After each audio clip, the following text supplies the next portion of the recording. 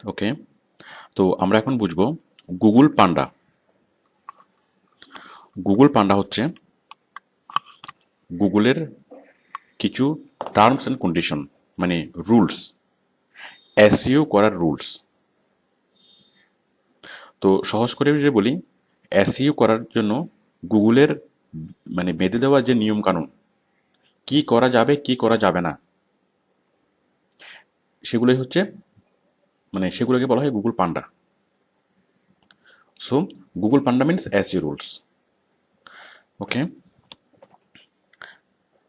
তো পান্ডা কিভাবে আসলো আমি আপনাদেরকে জিনিসটা বোঝাচ্ছি। আমরা যখন কোনো কিছু সার্চ করি গুগলে, সার্চ ইঞ্জিনে, অথবা আমি সার্চ ইঞ্জিনের বদলে এখানে লিখি গুগল। দেখুন, আমরা যখন গুগলে কোনো কিছু সার্চ করি, তখন আমরা এক্সপেক্ট করি কি, যে আমরা বেস্ট রেজাল্টগুলোই পাবো। এখন অনেকগুলো কোম্পানি কি কি চেষ্টা করে, যে সার্চ ইঞ্জিনের লিস্টে উপরের দিকে উঠে আসতে।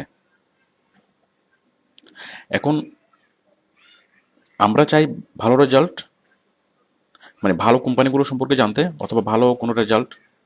আর বিভিন্ন কোম্পানিগুলো চাই তারা ব্যবসায়িক স্বার্থে সেই সার্চ রেজাল্টের উপরে উঠে আসতে।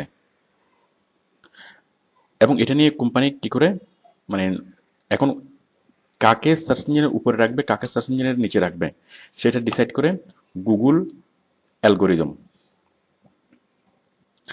এখন কোম্পানিগুলো কি করে, সেই গুগল অ্যালগোরিদমকে ফাঁকি দিয়ে গুগল অ্যালগোরিদমের প্রোগ্রাম চেঞ্জ করে, অথবা অনেকভাবে প্রতারণামূলকভাবে গুগল সার্চ লিস্টের উপরে যাওয়ার চেষ্টা করে এবং উপরে যায়।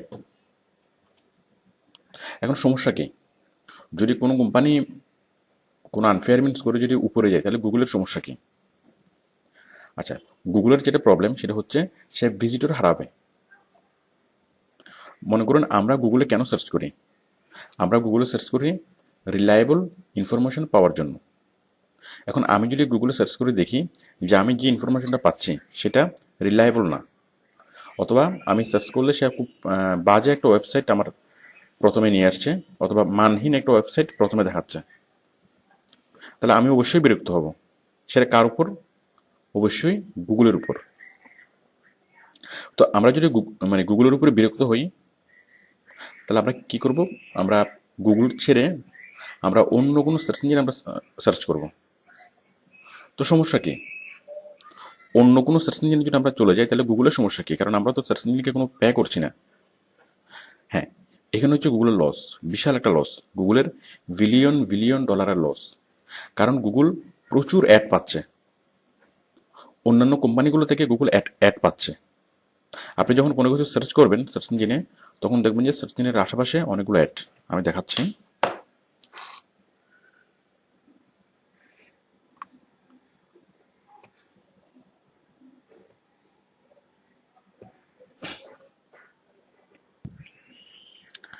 দেখুন, এখানে আমি যখন কার লেখে সার্চ করলাম, তখন অনেকগুলো রেজাল্ট দেখাচ্ছে। একদম নিচে অ্যাশ কালারের একটা অ্যাড দেখাচ্ছে। এই অ্যাশ কালারের অ্যাডটা, এটা গুগলকে, এটা হচ্ছে পেড অ্যাড, মানে গুগলকে পে করছে বলেই সে এটা দেখাচ্ছে। তো এরকম আমি একটা কিওয়ার্ডস দিলে সার্চ করলাম কার, একটা কিওয়ার্ডসে এক বা একাধিক অ্যাড থাকবে। এরকম লাখ লাখ ইভেন কোটি কোটি কিওয়ার্ডস আছে। তো সবগুলো কিওয়ার্ডসের জন্য গুগল পেড হচ্ছে, বিভিন্ন কোম্পানি থেকে, লাখ লাখ কোম্পানি থেকে গুগল পেড হচ্ছে, এবং এটা হচ্ছে গুগলের একমাত্র ইনকাম সোর্স। এখন আমরা যদি গুগলে যদি ভিজিট না করি, আমরা যদি গুগল ইউজ না করি, আমরা যদি অন্য কোনো সার্চ ইঞ্জিনে ডাইভার্ট হয়ে যাই, সাথে সাথে যারা অ্যাড দিচ্ছে তারাও অন্য সার্চ ইঞ্জিনে ডাইভার্ট হয়ে যাবে, এবং অন্য সার্চ ইঞ্জিনে, হ্যাঁ মানে তারা গুগলে অ্যাড না দিয়ে অন্য সার্চ ইঞ্জিনে অ্যাড দিবে। তাহলে বুঝতেই পারছেন যে গুগলের বিশাল লস। তো গুগল কখনো চায় না তার এই লস করতে এবং তার অস্তিত্বকে হুমকির সম্মুখীন করতে। তাহলে বুঝতেই পারছেন, যদি কোনো মানহীন কোম্পানি অন্যায়ভাবে অথবা প্রতারণামূলকভাবে আনফেয়ার মিনস করে যদি গুগল সার্চ লিস্টে উপরে উঠে উঠে যেতে পারে, তাহলে গুগলের অস্তিত্ব বিপন্ন হবে। তো এটাকে প্রোটেক্ট করার জন্য গুগল অনেকগুলো রুলস প্রণয়ন করেছে, যে কিভাবে এসইও করা যাবে, কিভাবে এসইও করা যাবে না। এখন কোনো একটা কোম্পানিকে সার্চ লিস্টের নিচ থেকে উপরে নিয়ে যেতে অনেক অনেক টেকনিক, অনেক অনেক কৌশল আছে। তার মধ্যে কিছু আছে, কিছু ফেয়ার, কিছু আনফেয়ার। এখন গুগল যেটা বলেছে, মানে গুগল আমাদেরকে একটা স্পষ্ট গাইডলাইন দিয়েছে যে কিভাবে এসইও করা যাবে, কিভাবে এসইও করা যাবে না। তো আমরা যদি, আচ্ছা, সেই গাইডলাইনগুলি হচ্ছে কি গুগল পান্ডা। আমরা যদি গুগল পান্ডার কন্ডিশনগুলো মেনে এসই করি, তাহলে আমাদের এটা অনেক খুব দ্রুত আমাদের টপ র্যাঙ্কিংয়ে যাবে। আর যদি আমরা গুগল পান্ডার কন্ডিশনগুলো না মানি, তাহলে এটা দ্রুত টপ র্যাঙ্কিংয়ে যাবে না, এবং ইভেন গুগল পান্ডা হিট করবে। গুগল পান্ডা হিট করা মানে কি, সে সার্চ রেজাল্ট থেকে এক্সপেল করবে, মানে গুগল থেকে এক্সপেল করে দেবে। মানে আমাদের সেই বায়ারের রেজাল্টটা গুগল গুগল লিস্টে আর দেখা যাবে না। ওকে, তাহলে গুগল পান্ডা কি, অনেকগুলো রুলস। তো আমরা বিস্তারিত অংশে সেই রুলসগুলো আমরা দেখব, যে গুগল পান্ডার মানে রুলসগুলো কি কি, এবং কোনো কোনো কোনো তো আমরা যেহেতু এসইও এক্সপার্ট হব, এসইও প্রফেশনাল হব, তো সেই জন্য আমাদের এই পান্ডার রুলস অ্যান্ড রেগুলেশনগুলো খুব ভালোভাবে মানে জানা দরকার। কারণ যাতে আমাদের কোনো কাজ আমাদের কাজ দ্বারা যাতে বাইরের কোনো প্রকার কোনো ক্ষতি না হয়। কারণ গুগল পান্ডা মানে হচ্ছে সাইড এফেক্ট। এখন আপনি যদি সাইড এফেক্টটা বুঝেন, সাইড এফেক্টটা বুঝে যদি আপনি কাজ করেন, তাহলে আপনার ক্লায়েন্টস কখনো ক্ষতিগ্রস্ত হবে না। আর বায়ার তাদেরকেই কাজ দেয় যারা গুগল পান্ডার টার্মস অ্যান্ড কন্ডিশনগুলো বুঝে। ওকে, তো আমরা বিস্তারিত অংশে আমাদের মূল সিটিতে আমরা গুগল পান্ডা নিয়ে সবগুলো রুলস আলোচনা করেছি। ওকে, তো আমরা এখন বুঝবো গুগল স্যান্ডবক্স।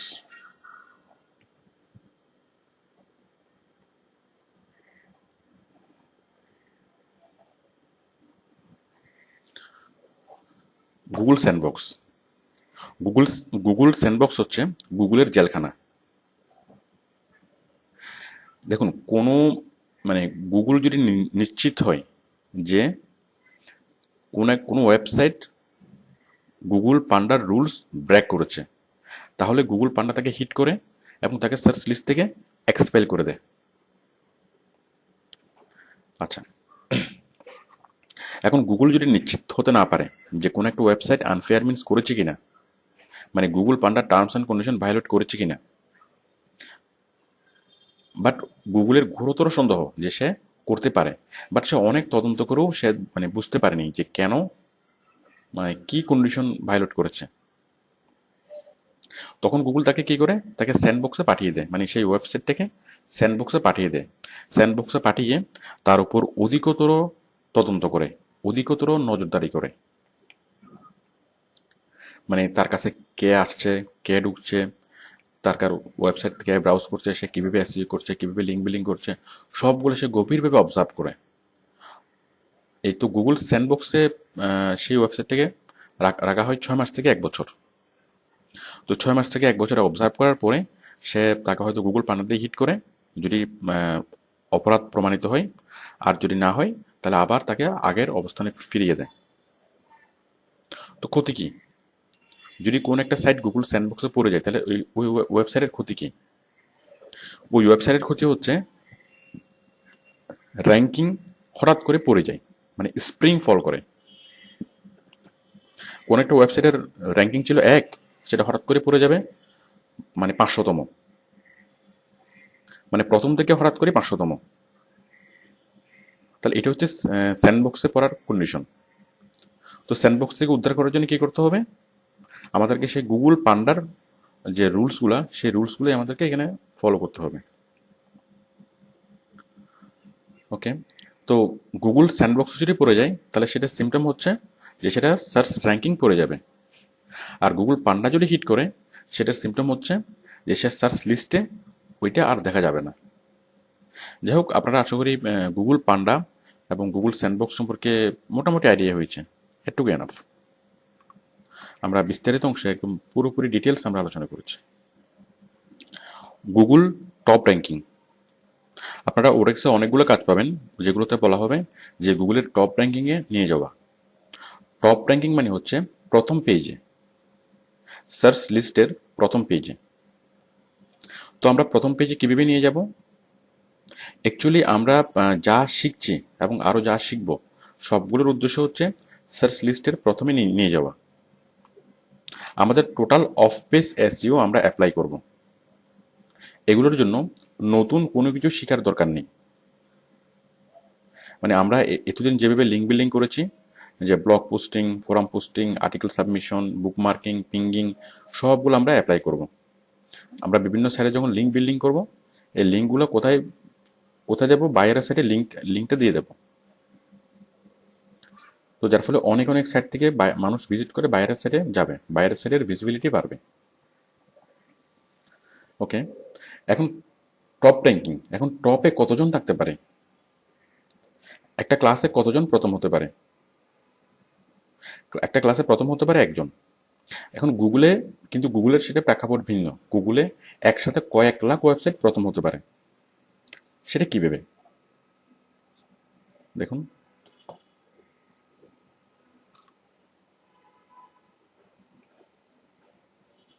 আমি আমি ধরুন কার লিখে সার্চ করলাম, তাহলে কার্স.com এটা প্রথমে। আমি যদি লিখি বেস্ট কার,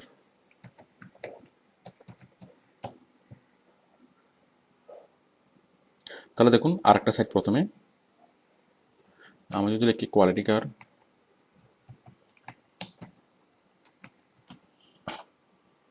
আরেকটা সাইট প্রথমে। তাহলে বুঝতেই পারছেন এক একটা কিওয়ার্ডস অনুযায়ী সার্চের র্যাঙ্কিংটা নির্ধারণ হয়।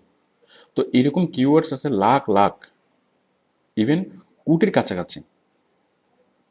তো প্রত্যেকটি কিওয়ার্ডস, যতগুলো কিওয়ার্ডস আছে, কিওয়ার্ডসগুলো এক শব্দের হতে পারে, দুই শব্দের হতে পারে, আবার 4-5 শব্দেরও হতে পারে। তো আপনি চিন্তা করে দেখুন যে 4-5 শব্দ পর্যন্ত কম্বিনেশন করে কতগুলো ওয়ার্ড তৈরি করা সম্ভব, কতগুলো সেন্টেন্স তৈরি করা সম্ভব। এই সবগুলো ওয়ার্ড অথবা সবগুলো সেন্টেন্স প্রত্যেকের জন্য আলাদা আলাদা মানে লিস্ট। যেমন কার শব্দের জন্য একটা লিস্ট, যেমন কার শব্দ দিয়ে সার্চ করলে একজন প্রথমে, বেস্ট কার দিয়ে সার্চ করলে একজন প্রথমে, আর কোয়ালিটি কার দিয়ে সার্চ করলে আরেকজন প্রথমে। তো বুঝতেই পারছেন গুগলে একসাথে লাখ লাখ ওয়েবসাইট প্রথম হতে পারে। তো বায়ার আমাদেরকে যেটা বলবে যে প্রথম পেজের মধ্যে এনে দেওয়া, প্রথমে, দ্বিতীয়, তৃতীয়, মানে প্রথম পেজের মধ্যে থাকলেই হবে। তো প্রথম পেজের মধ্যে থাকার জন্য আমাদেরকে কি করতে হবে? আমাদেরকে সিস্টেমেটিক্যালি এসইও করতে হবে। তো বায়ার যখন আমাদেরকে গুগল টপ র্যাঙ্কিং এর কাজটা দিবে, আমাদেরকে একটা মানে কিওয়ার্ডস দিবে। সাপোজ এই একটা কোয়ালিটি কার। তো বায়ার আমাদেরকে বলবে যে আমি চাচ্ছি যে কেউ যদি কোয়ালিটি কার লিখে সার্চ করে, তাহলে আপনি আমারটা সার্চ লিস্টের প্রথমে প্রথমে যেন শো করে, আপনি সেই ব্যবস্থা করবেন। যে আমার ওয়েবসাইটটা এখন আছে গুগলে, মানে অ্যাড করা আছে, মানে কিওয়ার্ড সেট করা আছে কোয়ালিটি কার, বাট আমার এটা গুগলে এখন মানে শো করছে 50,000তম স্থানে। এখন আপনার কাজ হচ্ছে সে 50,000তম স্থান থেকে এটা উপরের দিকে নিয়ে আসা। কেউ যেন কোয়ালিটি কার লিখে সার্চ করলে সেটা আপনাকে উপরে দেখে। তাহলে আপনি কি করবেন? আপনি বিভিন্ন ওয়েবসাইটে গিয়ে, এই যে একটা ওয়েবসাইট, এই একটা ওয়েবসাইট, এই একটা ওয়েবসাইট, বিভিন্ন ওয়েবসাইটে গিয়ে কি করবেন? আপনি লিঙ্ক বিল্ডিং করবেন। এবং লিঙ্ক করবেন কার সাথে? বাইরের ওয়েবসাইটের সাথে। তো যার ফলে মানে লিঙ্ক বিল্ডিং করবেন, অ্যাঙ্কর করবেন কি দিয়ে? কোয়ালিটি কার দিয়ে। যেন কেউ ওই কোয়ালিটি কারে ক্লিক করলেই বাইরের ওয়েবসাইটে চলে আসে। তো এতে করে কি হবে? বাইরের যে ওয়েবসাইট সেটা সার্চ লিস্টের উপরের দিকে চলে আসবে। মানে গুগলের সার্চ বারে কেউ যদি কোয়ালিটি কার লিখে সার্চ করে, তাহলে বাইরের সাইটটিকে প্রথমে দেখাবে। ওকে,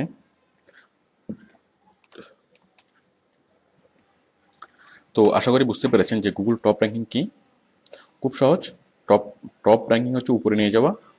আর সেই টপ র্যাঙ্কিংয়ের কাজটা আমরা কীভাবে করব? বাইরে আমাদেরকে কিওয়ার্ডস দিবে এবং সেই কিওয়ার্ডস অনুযায়ী আমরা উপরে নিয়ে যাব। আর সেই উপরে নিয়ে যাওয়ার জন্য আমরা কি করব? আমরা সিস্টেমেটিক্যালি অফ পেজ এসই করব। আমরা যে টেকনিকগুলো এর আগে শিখেছি এবং সামনেও যা শিখব। White hat SEO versus black hat SEO.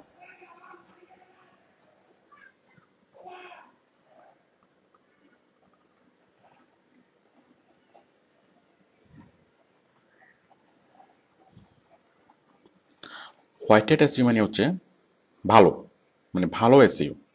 আর ব্ল্যাক হ্যাট মানে হচ্ছে খারাপ। আচ্ছা, ভালো এসইও মানে কি? ধরুন, পরীক্ষাতে দুইভাবে পাশ করা যায়। একটা হচ্ছে পড়াশোনা করে, আর একটা হচ্ছে নকল করে, যে কোনো প্রকার আনফেয়ার মিন্স করে। তাহলে হোয়াইট হ্যাট এসইও হচ্ছে যেভাবে করা দরকার সেভাবে করে, সেটা হচ্ছে হোয়াইট হ্যাট। এবং কোনো রকম কোনো ট্রিক্স, আনফেয়ার কোনো ট্রিক্স অ্যাপ্লাই না করে। আর ব্ল্যাক হ্যাট হচ্ছে আনফেয়ার ট্রিক্স অ্যাপ্লাই করে যে এসইওটা করা হয়। তো অ্যাকচুয়ালি আমরা যে এসইওটা শিখছি সেটা হচ্ছে হোয়াইট হ্যাট এসইও। আমরা ব্ল্যাক হ্যাটটা শিখছি না। অ্যাকচুয়ালি ব্ল্যাক হ্যাটটা সার্চ ইঞ্জিন অ্যাকসেপ্ট করে না, এবং যার ফলে সার্চ ইঞ্জিন যদি বুঝতে পারে যে কোনো ওয়েবসাইট ব্ল্যাক হ্যাট এসইও করছে, তখন সে ওই ওয়েবসাইটটা বন্ধ করে দেয়, মানে ওই ওয়েবসাইটটা সার্চ লিস্ট থেকে বাদ দিয়ে দেয়। যার ফলে কোনো কোম্পানি ব্ল্যাক হ্যাট এসইও করায় না, খুব রেয়ার। কারণ ব্ল্যাক হ্যাট এসইও করলে খুব দ্রুত সার্চ লিস্টের প্রথমে যাওয়া যায়, কিন্তু গুগল যদি একবার টের পায় তাহলে সাথে সাথে তাকে এক্সপেল করে। তো সেই জন্য কোনো কোম্পানি এই রিস্ক নিতে চায় না। তো কোম্পানিগুলো আমাদেরকে যে এসইও করতে বলবে সেটা সবসময় হোয়াইট হ্যাট এসইও।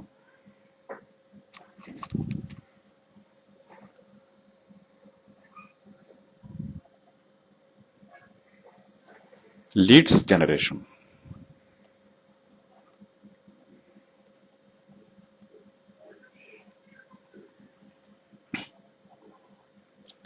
লিডস হচ্ছে আগ্রহী ক্রেতা। একটা কোম্পানি অনেক অনেকভাবে তার প্রোডাক্টের প্রচার করে।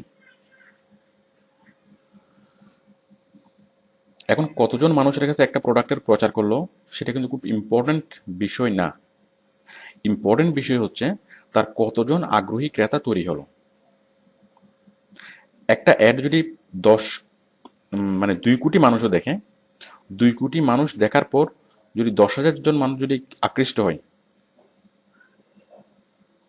আরেকটা হচ্ছে মানে 50,000 মানুষও দেখলো, তার মধ্যে 10,000 মানুষ আগ্রহী হলো, তাহলে কোনটা ভালো?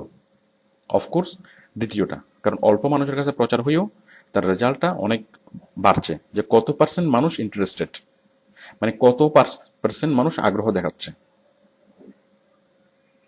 তো আগ্রহটা কিভাবে বুঝবো? মানুষ ফোন করে খবর নেবে। ধরুন একটা প্রোডাক্ট আপনি টিভিতে দেখলেন, আপনি ফোন করে খবর নিলেন, অথবা সরাসরি অফিসে গেলেন, অথবা কোম্পানির ওয়েবসাইট ভিজিট করলেন। মানে যে কোনোভাবে যখন আপনি আপনার আগ্রহ প্রকাশ করবেন, তাহলে আপনি হচ্ছেন লিডস। ওকে, তাহলে আমাদের চ্যালেঞ্জ হচ্ছে, আমাদের মেন কাজ হচ্ছে লিডস তৈরি করা। আমরা যে এসইও করব, আমাদের এসইও করার মেন কাজ উদ্দেশ্য হচ্ছে লিডস তৈরি করা, মানে মানে মানুষকে আগ্রহী করে তোলা।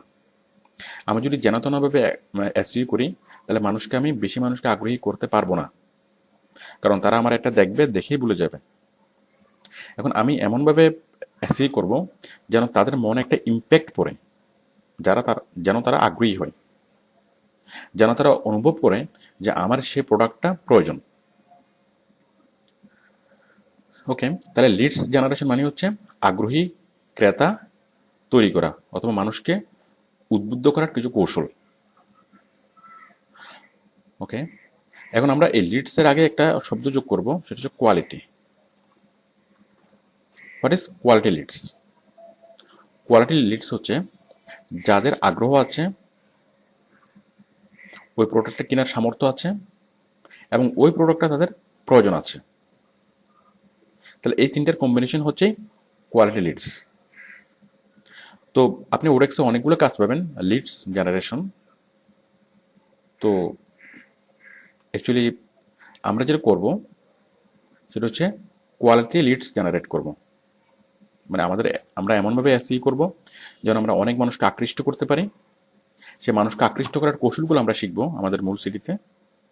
দেন আমরা কোয়ালিটি লিডস কীভাবে তৈরি করব, কোয়ালিটি লিডস তৈরি করার বিভিন্ন টেকনিকগুলো, মানে যাদের সামর্থ্য আছে তাদেরকে, এবং যাদের প্রোডাক্টটা প্রয়োজন তাদেরকে কীভাবে অ্যাট্রাক্ট করব। তো আশা করি আপনারা বুঝতে পেরেছেন যে লিডস মানে কি এবং লিডস জেনারেশন মানে কি। ওকে, স্টেপস অফ এসইও।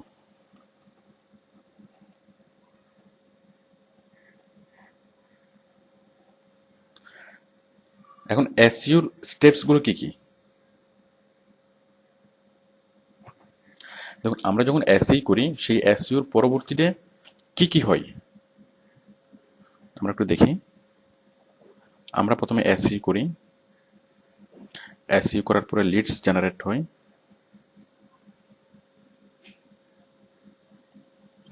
সেই লিডস জেনারেট হওয়ার পরে কোম্পানি সেগুলোকে ফলো আপ করে, এরপর সেলস হয়, এরপর সার্ভিসিং হয়, এরপরে লিডস, আবার নতুন লিডস জেনারেট হয়। তো দেখুন, আমরা যে এসই করি, এসই করার পরে কি হয়, অনেকগুলো লিডস জেনারেট হয়। সাপোজ আমি যদি 1 লাখ মানুষ, মানে 10 লাখ মানুষের কাছে প্রচার করি, তাহলে সেখান থেকে 1 লাখ লিডস জেনারেট হবে, মানে 1 লাখ মানুষ আগ্রহী হবে। আমাদের কাজ হচ্ছে এটুকু পর্যন্তই, আমাদের রেসপন্সিবিলিটি এটুকু পর্যন্তই। কোম্পানির একটা প্রোডাক্ট বিক্রি করা আমাদের রেসপন্সিবিলিটি না। ওকে, আমি স্টেপগুলো বলছি। তাহলে লিডস তৈরি হবে, লিডস তৈরি হওয়ার পরে কি হবে, এই যে 10 লাখ মানুষের কাছে প্রচার করলাম, তার মধ্যে 1 লাখ মানুষ আগ্রহী, মানে 1 লাখ লিডস তৈরি হলো। তখন কোম্পানির আরেকটা দল দল থাকবে, সেই দল কি করবে, ফলো আপ করবে। মানে যেসব লিডস তৈরি হলো, ওই যারা যেসব ক্রেতা একবার ফোন করবে অথবা আম, সরাসরি অফিসে আসবে অথবা কোনোভাবে তাদের আগ্রহ প্রকাশ করবে, কোম্পানি তাদের সেই কন্ট্যাক্টগুলো কালেক্ট করবে, ইমেল অ্যাড্রেস অথবা ফোন নম্বর। তো তারা নিয়মিত ওই ওই কাস্টমারকে ফোন করবে, ফোন করে মানে আরো বিভিন্ন ইনফরমেশন দিবে, তাকে আরো আগ্রহী করার চেষ্টা করবে। ওকে, দেন তখন তাদের মধ্যে থেকে অনেকেই সে প্রোডাক্টটা কিনবে, মানে কোম্পানি সেলস করতে পারবে। সেলস করার পরে এখন কোম্পানি যদি মনে করে যে আমার তো দায়িত্ব শেষ, আমি তো টাকা পেয়ে গেছি, তাহলে এই কোম্পানি লং টার্মে টিকতে পারবে না। একটা প্রোডাক্ট কেনার পরে, সাপোজ আপনি একটা ফ্রিজ কিনেছেন, এখন আপনি সেটা ইউজ করতে পারছেন অথবা কোনো একটা প্রবলেম হচ্ছে, এখন সেটা আপনাকে প্রপার সার্ভিসিং দিতে হবে। তো কোম্পানি কি করে, প্রপার সার্ভিসিংটা দেওয়ার জন্য একদল লোক থাকে, তারা সার্ভিসিংটা এনশিওর করে। এখন যখন আপনি স্যাটিসফাইড হবেন, সার্ভিসিং পাওয়া পেলে আপনি কি কি হবেন, ওই প্রোডাক্ট সম্পর্কে স্যাটিসফাই হবেন, ওই কোম্পানির উপর স্যাটিসফাই হবেন। এবং তখন আপনি নতুন কোনো প্রোডাক্ট যদি আপনার প্রয়োজন হয়, সাপোজ আপনি সোনি কোম্পানির একটা ফ্রিজ কিনেছেন অথবা সোনি কোম্পানির একটা টিভি কিনেছেন, বাট তখন আপনার যদি অন্য একটা প্রোডাক্টের প্রয়োজন হয়, আপনার যদি একটা ফ্রিজ প্রয়োজন হয়, তখন আপনি কি করবেন, আবার সোনি কোম্পানিতে যাবেন, তাদের কি ফ্রিজ আছে। তাহলে আপনি কি হচ্ছেন, একটা প্রোডাক্ট ইউজ করছেন, ইউজ করে আবার কি হচ্ছেন, কোম্পানির উপর যখন স্যাটিসফাইড হচ্ছেন সার্ভিসিং পেয়ে, তখন আবার নতুন কোনো প্রোডাক্টের জন্য সেই কোম্পানিতে আবার লিডস তৈরি হচ্ছেন, এবং আপনি এমন লিডস যে আপনি সেই জিনিসটা অবশ্যই কিনবেন। তো এখন আপনি যদি কোম্পানিটার উপর স্যাটিসফাই হন, আপনি আরেকটা কাজ করবেন, সেটা হচ্ছে আপনি বিভিন্ন অন্যান্য মানুষকে বলবেন। তো অন্যান্য মানুষকে বলবেন যে সে প্রোডাক্টের গুণগান করে অনেক কিছু বলবেন, এবং অন্য মানুষও সেই প্রোডাক্টের প্রতি আগ্রহী হবে, মানে আপনার নিয়ারেস্ট যারা, তারা আগ্রহী হবে, তারাও সেই কোম্পানিতে এসে প্রোডাক্টটা কিনবে।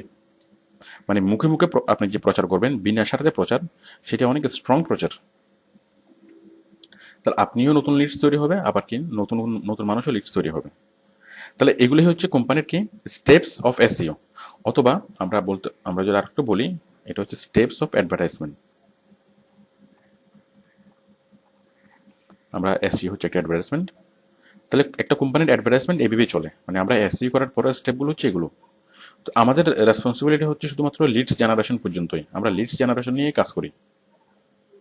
কোম্পানি ফলো আপের জন্য আলাদা লোক থাকে, সেলস করার জন্য আলাদা লোক থাকে, সার্ভিসিং দেওয়ার জন্য আলাদা আলাদা লোক থাকে, মানে আলাদা আলাদা গ্রুপ থাকে। ওকে, তো অ্যাকচুয়ালি এটা আপনাদেরকে জাস্ট বোঝানোর জন্য, এটা নিয়ে আমাদের কোনো কাজ নেই, আমাদের স্টেপগুলো বোঝানোর জন্য। ওকে,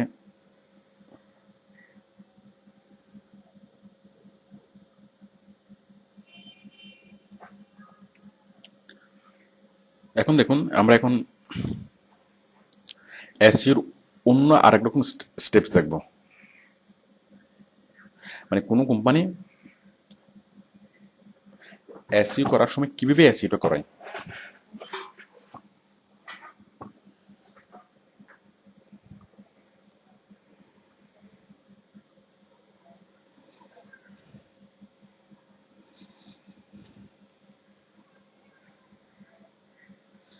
মানে বায়ার যখন কোনো এসইও করাই, স্টেপস অফ এসইও, বায়ার কি কি ধাপে কাজটা করাই? মানে আমি আগে যেটা বলছিলাম যে এসইও, মানে আমরা লিডস জেনারেশনের জন্য যে এসইও করি, সেই এসইওর ধাপগুলো কি, মানে স্পেসিফিক এসইওর ধাপ।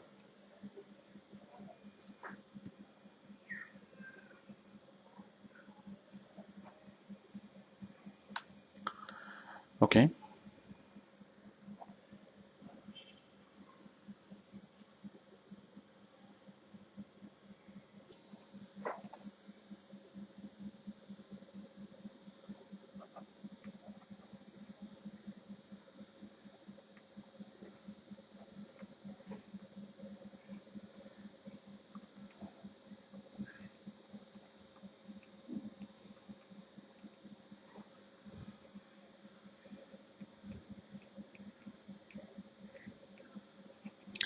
হ্যাঁ, প্রথমে বায়ার কিওয়ার্ড রিসার্চ করাই, তারপর লিঙ্ক বিল্ডিং করাই, এবং তারপর মনিটরিং করাই। বায়ার প্রথমে একটা দল নিয়ে, মানে একটা দল নিয়ে করে, যে দল কি করে শুধু কিওয়ার্ড রিসার্চ করে দেয়, মানে একই সাথে তিনটা দল কাজ করে। একদল কিওয়ার্ড রিসার্চ করে, একদল লিঙ্ক বিল্ডিং করে, মানে অফ পেজ এসইও অথবা ব্যাকলিঙ্ক তৈরি, মানে আমরা যেটা শিখছি। আর আরেক দল করে কি মনিটরিং, মানে তার কাজটা ঠিকমতো হচ্ছে কিনা, অথবা এসইও করে কোনো এসইওতে কোনো ভুল হচ্ছে কিনা, ঠিকমতো কাস্টমারটা অ্যাট্রাক্ট হচ্ছে কিনা, এই জিনিসগুলো মানে মনিটর করে, যে বিভিন্ন এররগুলো ফাইন্ড আউট করার চেষ্টা করে, কেন প্রবলেম হচ্ছে এবং সেই প্রবলেমটা রিমেডি করার জন্য কি করা যায়। তো কিওয়ার্ড রিসার্চের জন্য একটা দল, লিঙ্ক বিল্ডিং এর জন্য একটা দল, আর মনিটরিং করার জন্য একটা দল। আমরা প্রথম দিকে কোন কোন দলে কাজ করব? আমরা প্রথম দিকে কাজ করব লিঙ্ক বিল্ডিং দলের সাথে, কারণ কাজটা খুব সহজ। আমি কিওয়ার্ড রিসার্চ আপনাদেরকে শিখিয়েছি। তো মনিটরিং এর কাজগুলো একটু কঠিন, বাট আপনি যদি মনিটরিং এর কাজগুলো করতে পারেন, তাহলে আপনি নিশ্চিত আপনি $10 উপরে স্যালারি পাবেন। $10 থেকে $30 পর্যন্ত আপনি স্যালারি পাবেন পার আওয়ার। ওকে, তো তাহলে মনিটরিং এর কাজগুলো কি? এসইও মনিটরিং মানে কি, যে এসইও ঠিকমতো হচ্ছে কিনা সেই জিনিসগুলো চেক করা। তো অ্যাকচুয়ালি এগুলো আমাদের অন পেজ এসইওর বিষয়, মানে এগুলো আলাদা আলাদা বিষয়, বাট এগুলো সম্পর্কে আমাদের ধারণা দরকার আছে। তো মানে বিভিন্ন মনিটরিং টুলসগুলো সম্পর্কে জানা দরকার আছে। তো আমরা সেগুলোই জানবো। তো আমাদের মনিটরিং টুলস যেগুলো, একটা হচ্ছে অ্যালেক্সা, অ্যালেক্সা একটা হচ্ছে মার্কেট সামুরাই,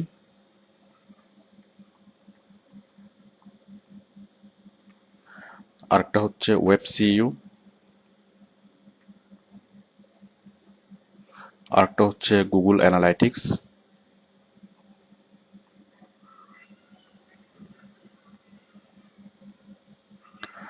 আরেকটা হচ্ছে গুগল ওয়েবসাইট অপটিমাইজার।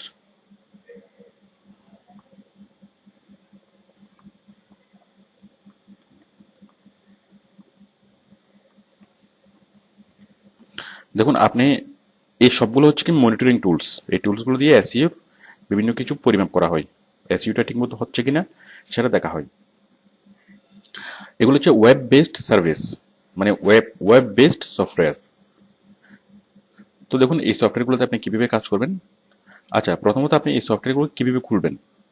আপনি গুগলে সার্চ করবেন অ্যালেক্সা লিখে, গুগলে সার্চ করবেন মার্কেট সামরি লিখে, তাহলে সবগুলো ওয়েবসাইট চলে আসবে, মানে একদম প্রথম দিকে চলে আসে।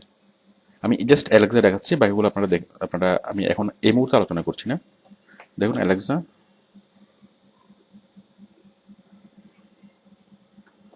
জাস্ট আপনি যদি গুগল অ্যালেক্সা, দেখুন alexa.com, এই প্রথমে চলে আসছে। আমরা সাইটটা খুলি।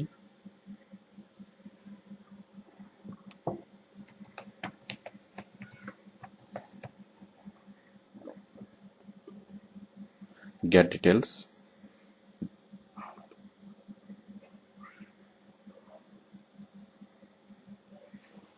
দেখুন আমরা অনেক কিছু আমরা বুঝতে পারবো যে ওদের সার্চ বাড়তেছে নাকি কমতেছে, ওই যে সার্চের রেজাল্ট বাড়তেছে নাকি কমতেছে, তারপর ওদের টাইম অন সাইট, মানুষ কতক্ষণ ধরে সাইটটা দেখতেছে, গতকালকে দেখেছিল 2 মিনিট, এর আগে দেখেছিল 3 মিনিট অ্যাভারেজে, তো বুঝতেই পারছেন।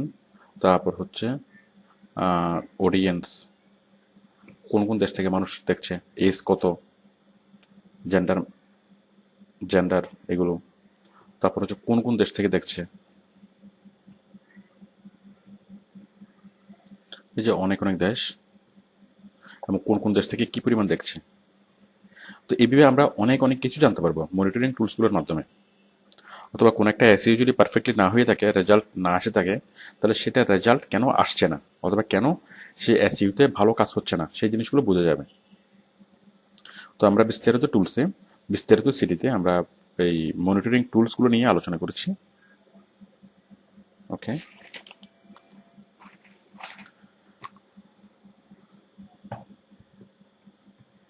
আমরা এখন শিখবো খুব গুরুত্বপূর্ণ একটা কাজ, সেটা হচ্ছে ফেসবুক লাইক। সরি, আমরা শিখবো না, এই মুহূর্তে আমরা জানবো ফেসবুক লাইক। তো ফেসবুক লাইকের কাজটা কি? ফেসবুক লাইক হচ্ছে কোন একটা কোম্পানির লাইক বাড়িয়ে দেওয়া, মানে ফ্যান পেজের লাইক বাড়িয়ে দেওয়া। দেখুন ফেসবুকে অনেকগুলো ফ্যান পেজ আছে, আমি দেখাচ্ছি। সবগুলো কোম্পানির ফ্যান পেজ ফেসবুক আমরা পাই।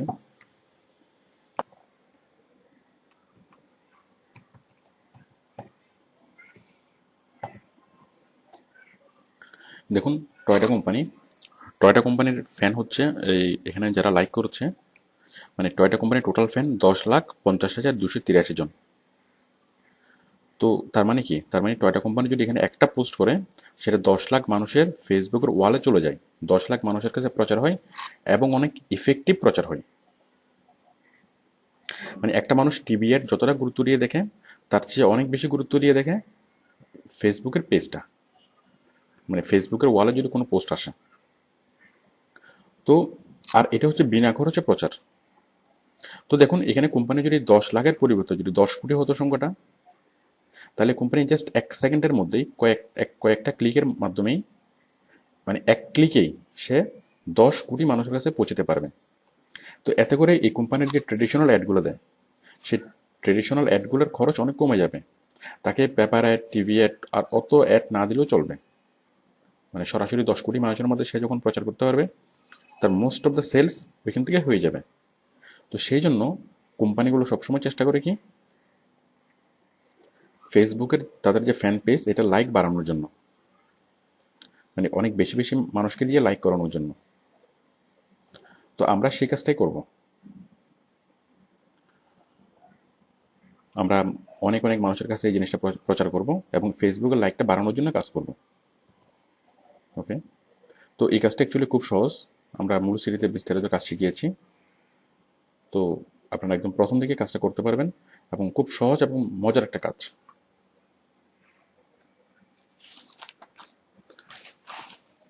Email marketing.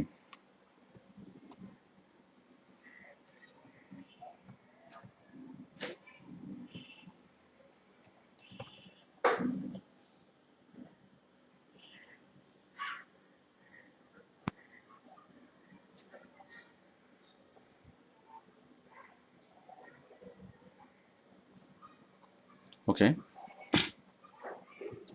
ইমেল মার্কেটিং হচ্ছে ইমেল পাঠিয়ে প্রচার করা। দেখুন এসএমএস পাঠাতে কিন্তু খরচ হয়, অথবা যে কোনো অ্যাডভার্টাইজিং পারপাসে করতে খরচ হয়, কিন্তু ইমেল পাঠাতে কোনো খরচ হয় না। আপনি যদি 1 কোটি মানুষকে ইমেল করেন, তাহলে সেক্ষেত্রে 1 পয়সাও খরচ হবে না। তো সেই জন্য অনেক অনেক কোম্পানি কি করে, তারা এই কৌশলটা অ্যাপ্লাই করে, বিনা খরচে মানুষকে, লাখ লাখ কোটি কোটি মানুষকে ইমেল করে কোনো একটা প্রোডাক্টের প্রচার করে। তো এটাই তো আমরা ইমেল পাঠানোর জন্য অনেকগুলো সফটওয়্যার আছে, যে একসাথে কয়েক লাখ মানুষকে ইমেল পাঠানো, একসাথে 10-12 লাখ মানুষকে ইমেল পাঠানো, এরকম অনেকগুলো সফটওয়্যার আছে। তাছাড়া ইমেল লেখার, ইফেক্টিভলি ইমেলের সাবজেক্ট লেখার, যে কীভাবে আমি ইমেলটা লিখলে মানুষ অ্যাট্রাক্ট হবে, আর কোত্থেকে আমি ইমেলগুলো কালেকশন করব। তাহলে ইমেল মার্কেটিংয়ের মধ্যে যে বিষয়গুলো ইনভলভ, একটা হচ্ছে ইমেল কালেকশন,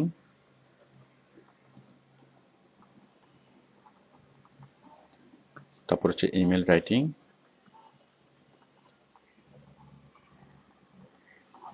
তার 3 নম্বর হচ্ছে ইমেল সেন্ডিং। মানে আমরা প্রথমে যেগুলো অ্যাক্টিভ ইমেল, সেই অ্যাক্টিভ ইমেলগুলো বিভিন্ন সাইট থেকে কালেকশন করব, কীভাবে কালেকশন করবো সে মানে প্রসিডিউরগুলো শিখবো।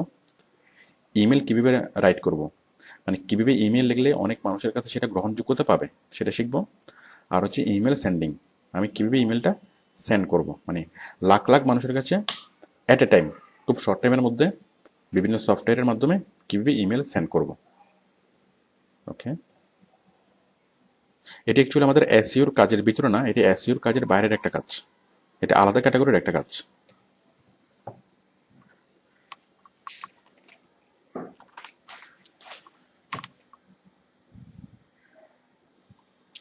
আমাদের এসইওটা যেহেতু পুরোপুরি মার্কেটিং টার্মস, তো মার্কেটিংয়ের কিছু বিষয় আমাদেরকে বুঝতে হবে,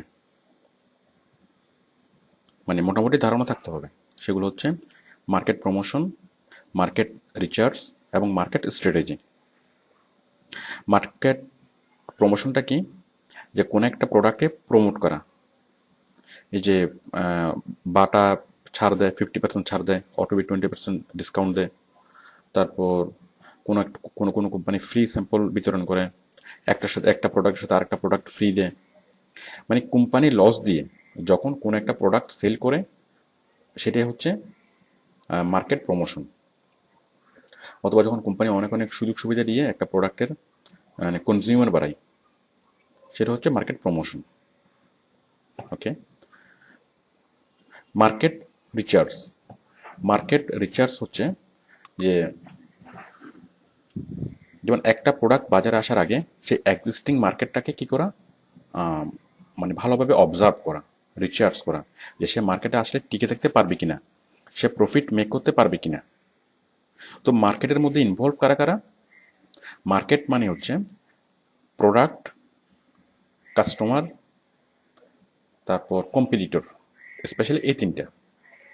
তো কোন একটা কোম্পানি বাজারে আসার আগে সে দেখে যে এক্সিস্টিং যে প্রোডাক্ট, কি কি প্রোডাক্ট বাজারে আছে, সে যে ধরনের প্রোডাক্টগুলো চাচ্ছে, কি কি প্রোডাক্ট বাজারে আছে, সে প্রোডাক্টের প্রাইস কত, তারপর সে সেরকম প্রোডাক্ট আরও কারা কারা তৈরি করে, তাদের সম্পর্কে বিস্তারিত তথ্য লাগবে। এবং স্পেশালি যারা কনজিউমার, যারা প্রোডাক্টটা কিনবে, তাদের অবস্থা, তাদের তাদের বিষয়ে ভালো করে রিসার্চ করা, যে আমি যে নতুন প্রোডাক্টটা বাজারে আনতে যাচ্ছি তারা সেটা কিনবে কিনা। তো এগুলোর জন্য কোম্পানিকে অনেক অনেক রিসার্চ করাতে হয়, সেগুলো হচ্ছে মার্কেট রিসার্চ। এরপর হচ্ছে মার্কেট স্ট্র্যাটেজি। মার্কেট স্ট্র্যাটেজি হচ্ছে কিছু কৌশল, যে কিভাবে একটা প্রোডাক্টের বিক্রি বাড়ানো যায়, কত সহজে অনেক অনেক মানুষের কাছে পৌঁছানো যায়, এবং সেই অনেক অনেক মানুষের কাছে পৌঁছানোর জন্য অথবা একটা প্রোডাক্টের বিক্রি বাড়ানোর জন্য অনেকগুলো কৌশল আছে। সেই কৌশলগুলোর সমষ্টি হচ্ছে মার্কেট স্ট্র্যাটেজি। তো আমরা আমাদের মূল সিরিজে আমরা অনেকগুলো মার্কেট স্ট্র্যাটেজি শিখব। Data entry.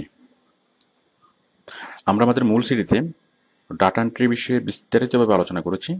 আমি জাস্ট এখানে পয়েন্টগুলো আপনাদেরকে বলছি। মানে ডাটা এন্ট্রির কাজগুলো অনেক অনেক প্রকারের ডাটা এন্ট্রির কাজ আছে, এবং আমি চেষ্টা করেছি যে সবগুলো ডাটা এন্ট্রির কাজ ইনক্লুড করার জন্য। সিম্পল ডাটা এন্ট্রি, বায়ার আমাকে পিডিএফ ফাইল দেবে, সেখান থেকে আমরা সেই পিডিএফ ফাইলগুলো দেখে দেখে টাইপ করব। নিজের হাতেও কাজ করতে পারি, আবার সফটওয়্যার দিয়ে টাইপ করতে পারি। That is simple data entry. Captcha, আমাদেরকে আঁকা বাঁকা কিছু ইমেজ কোড দিবে, সেই ইমেজ কোডগুলো দেখে দেখে টাইপ করতে হবে। সাইন আপ জব, আমরা যে বিভিন্ন ওয়েবসাইটে গিয়ে সাইন আপ করি, মানে অ্যাকাউন্ট ক্রিয়েট করি, সেটাই। বাইরে আমাদেরকে বলবে যে 10,000টা কোম্পানির ওয়েবসাইটের ঠিকানা দেবে, অথবা যতটা তার ইচ্ছা, এবং বলবে যে ওই ওয়েবসাইটগুলোতে আমাকে অ্যাকাউন্ট ক্রিয়েট করে দেন। তাহলে সাইন আপ জব হচ্ছে বিভিন্ন ওয়েবসাইটে অ্যাকাউন্ট ক্রিয়েট করে দেওয়া। ধরুন আপনাকে বললো যে আপনি 10,000টা ফেসবুকের অ্যাকাউন্ট ক্রিয়েট করে দেন, তাহলে এটা একটা sign up job. Form fill up job, form fill up করা মানে কোন একটা কোম্পানির সার্ভারে ডাটা ইনপুট করা, মানে ডাটা ম্যানেজমেন্ট সফটওয়্যারে, ডাটাবেস সফটওয়্যার। তো ওদের ডাটাবেস সফটওয়্যার থাকে কোথায়? সার্ভারে। সেটা ওয়েবসাইটের মাধ্যমে লিঙ্ক করা হয়। তো আমাদেরকে একটা ফর্ম দেওয়া হয়, মানে তোদের ওয়েবসাইটে একটা ফর্ম থাকে, আমরা যখন কোনো তথ্য দিয়ে সেই ফর্মটাকে ফিল আপ করবো, ফিল আপ করে যখন আমরা সাবমিট করব, তখন সেই ডাটাগুলো তাদের সেন্ট্রাল সার্ভারে চলে যাবে। ধরুন কোনো একটা মানে মোবাইল কোম্পানি আমাদেরকে কাজ দিল যে আপনি সবগুলা মানে ফর্মগুলো দেখে দেখে আপনি জাস্ট এই ফর্মটা ফিল আপ করেন। মানে একটা ফর্মের ফরম্যাট দিয়ে দিল তাদের ওয়েবসাইটে, আমি সেই বিভিন্ন স্ক্যান কপিগুলো দেখে দেখে সেই ফর্মটা ফিল আপ করলাম, মানে ওয়েবসাইটের ফর্মটা ফিল আপ করলাম। তো একটা ফর্ম ফিল আপ করে সাবমিট দিলাম, একটা ফাইল চলে গেল। আবার একটা স্ক্যান কপি দেখলাম, স্ক্যান কপি দেখে দেখে ওয়েবসাইটের সেই ফর্মটাকে ফিল আপ করলাম, ফিল আপ করে সাবমিট দিলাম। এভাবে মানে কোন একটা ডাটাবেস সফটওয়্যারে ফর্ম ফিল আপ মানে ইনফরমেশন অ্যাড করা ফর্ম ফিল আপের মাধ্যমে। ডাটা কালেকশন, বায়ার আমাদেরকে বলবে কোন একটা স্পেসিফিক টপিক নিয়ে অনেক অনেক জায়গা থেকে ডাটা কালেক্ট করার জন্য, ইনফরমেশন মানে ইনফরমেশন কালেকশন করার জন্য। বিপিও, বিজনেস প্রসেস আউটসোর্সিং, ব্যবসা সংক্রান্ত সকল প্রকার ডাটা এন্ট্রির কাজ। ডাটা মাইনিং, মাইন মানে হচ্ছে খনি, আর মাইনিং মানে হচ্ছে খনি থেকে উত্তোলন করা। তো বায়ার আমাদেরকে হিউজ একটা ডাটার খনি দিবে, মানে বিশাল অ্যামাউন্টের একটা ডাটা দিবে, সেই ডাটা থেকে ক্ষুদ্র ক্ষুদ্র কিছু অংশ আমাদেরকে খুঁজে খুঁজে বের করতে বলবে। ধরুন আমাকে একটা মোবাইল কোম্পানির দিল 10 লাখ কোম্পানির, মানে 10 লাখ সাবস্ক্রাইবারের একটা লিস্ট আমাকে দিল, এবং সেখান থেকে আমাকে বললো, মানে সেখানে সব সাবস্ক্রাইবারের বিস্তারিত বিবরণ আছে। তো আমাকে বললো যে আপনি এমন ডাটাগুলো খুঁজে বের করেন যারা মাসে 10,000 টাকার উপরে খরচ করে। তাহলে এটা হচ্ছে ডাটা মাইনিং। ডাটা স্ক্রেপিং হচ্ছে ডাটা থেকে অপ্রয়োজনীয় অংশগুলো ফেলে দেওয়া, মানে কোনো ডাটা সেটে অথবা কোনো ডাটাতে কিছু প্রয়োজনীয় কথা, কিছু অপ্রয়োজনীয় কথা। ধরুন 70% হচ্ছে প্রয়োজনীয় আর 30% হচ্ছে অপ্রয়োজনীয় কথা।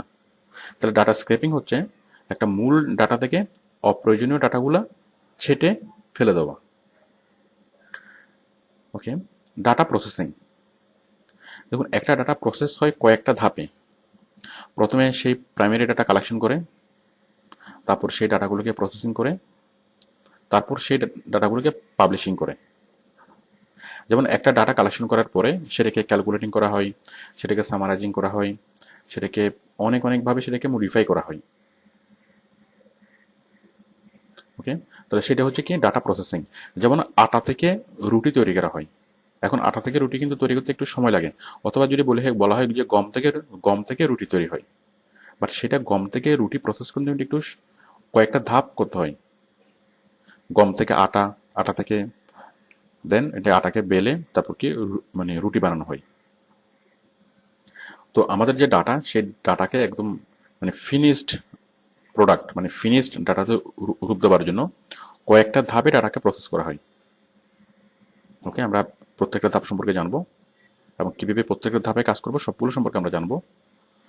ডাটা রিসার্চ, ডাটা নিয়ে গবেষণা করা, মানে ডাটাকে রিসার্চ করে ডাটার সাপোজ কোনো একটা হিসাব মিলছে না, হিসাব কেন মিলল না সেটা খুঁজে বের করা,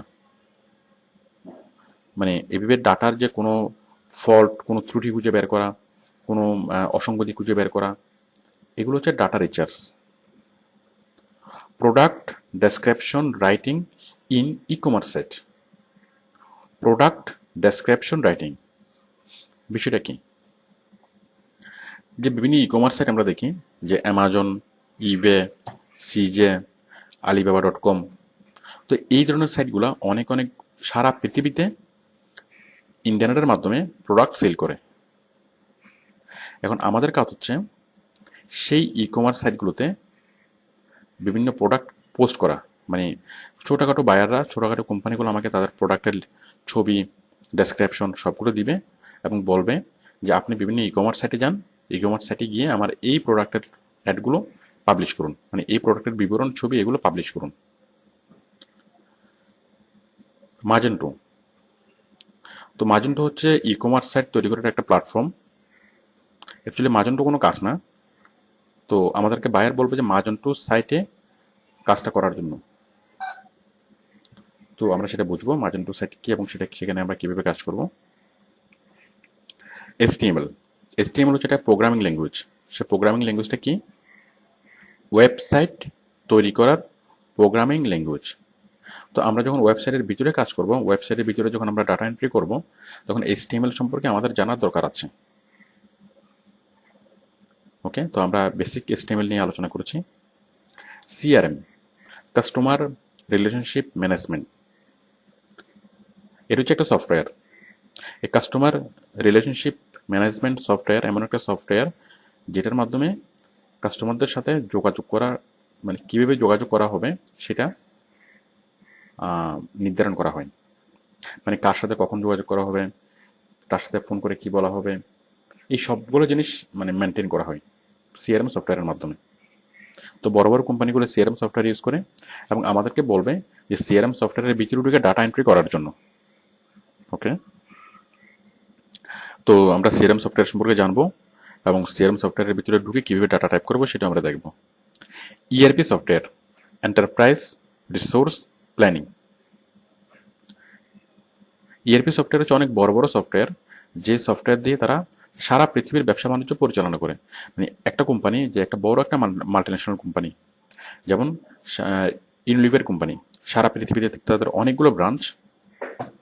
এই সবগুলো কোম্পানিকে পরিচালনা করার জন্য তারা একটা সফটওয়্যার ইউজ করে, মানে একটা সফটওয়্যারে তাদের সারা পৃথিবীর সবগুলো ব্রাঞ্চকে কন্ট্রোল করে। তো বায়ার আমাদেরকে বলবে যে ERP সফটওয়্যারে ঢুকে সেখানে ডাটা টাইপ করার জন্য। আমরা ERP সফটওয়্যার সম্পর্কে জানবো এবং সেখানে কিভাবে ডাটা টাইপ করতে হয় সেটাও দেখব। ডাটা কনভার্ট, ডাটা কনভার্ট বিষয়টা কি? একটা ফরম্যাট থেকে আরেকটা ফরম্যাটে ডাটা টাইপ করা।